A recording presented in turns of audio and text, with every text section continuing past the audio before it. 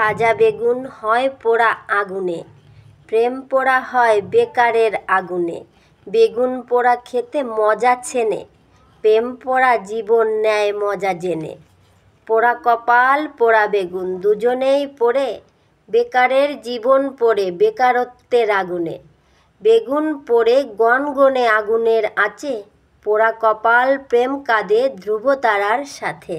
নমস্কার, আমি শম্পা আচার পরিবারে তোমাদের সবাইকে স্বাগতম। আশা করি তোমরা যে যেখান থেকে দেখছো সবাই অনেক ভালো আছো এবং সুস্থ আছো। যারা আমার নতুন বন্ধু তারা চ্যানেলটিকে সাবস্ক্রাইব করে আচার পরিবারের সাথে যুক্ত হও। আর যারা তো আমার প্রতিনিয়ত বন্ধু তারা অবশ্যই চ্যানেলটিকে লাইক করে সঙ্গে থেকো। আর ভিডিওটা ভালো লাগলে শেয়ার করো। আর হ্যাঁ, কমেন্ট করতে ভুলো না কিন্তু। চলো, বেগুন সুন্দরী, বেগুন পোড়া, বেগুনের সবজি তো অনেকই খেয়েছো। আজকে একটু আলাদা করে বেগুন আর পনির দিয়ে তোমাদের রেসিপি করে দেখাবো। দারুণ খেতে হয় কিন্তু, জানো তো। আমি কিন্তু আগের থেকেই বলে দিচ্ছি, এই রেসিপিটা যখন করবে চাল কিন্তু একটু বেশিই নেবে। দেখো, আমি মশলাটা করে নিয়েছি।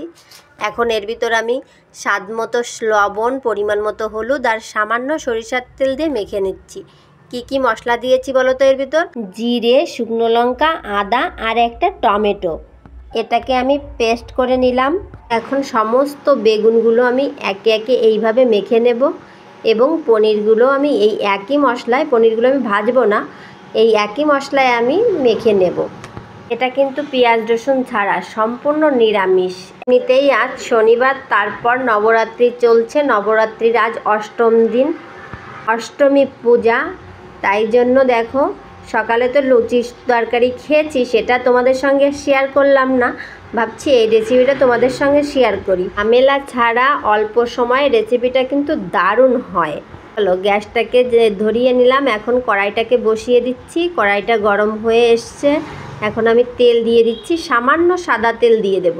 আর ফোড়নে কালো জিরে আর একটা শুকনো লঙ্কা আর একটা তেজপাতা মাঝখানে চিড়ে দিয়ে দিচ্ছি। একটু লাল লাল করে ভেজে নিলাম। নেওয়ার পরে দেখো, আমি যে পনিরটা মেখে রেখেছিলাম বেগুন পনির দিয়ে, এখন আমি কড়াইতে বসিয়ে দিলাম।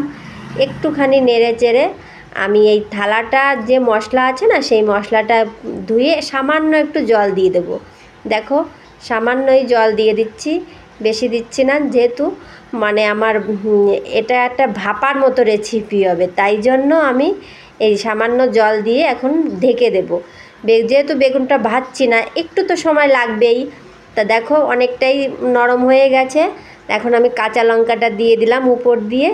দারুণ একটা ফ্লেভার আসছিল, আর কালারটাও না দারুণ এসছে। আর হ্যাঁ, তোমাদের বললাম না পেঁয়াজ রসুন ছাড়া।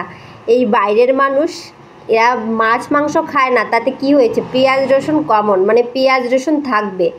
নিরামিষ পেঁয়াজ রসুন, আমরা তো নিরামিষের দিন পেঁয়াজ রসুন খাই না, কিন্তু এরা কিন্তু নিরামিষ মানেই পেঁয়াজ রসুন, এদের কাছে কোনো ব্যাপার না, পেঁয়াজ রসুন থাকবেই। দেখো, আমি একটা কাঠির সাহায্যে দেখছি সম্পূর্ণ বেগুনগুলো নরম হয়ে গেছে এবং যে বেগুনের ডাঁটিগুলো রেখেছি সেগুলো নরম হয়ে গেছে। এখন আমি আঁচটা মিডিয়াম করে দিয়েছি। আর আমি যে ভাজা মশলাটা ইউজ করি, সেই ভাজা মশলা উপর দিয়ে একটু ছড়িয়ে দিলাম। দেখো, এখন আমার পুরোপুরি রেডি হয়ে গেল। আঁচটা বন্ধ করে দিলাম। এই দেখো কি সুন্দর দেখাচ্ছে, আর খেতেও না সুন্দর লাগবে। এক থালা ভাত তুমি বেশিই খাবে আজকে, কনফার্ম।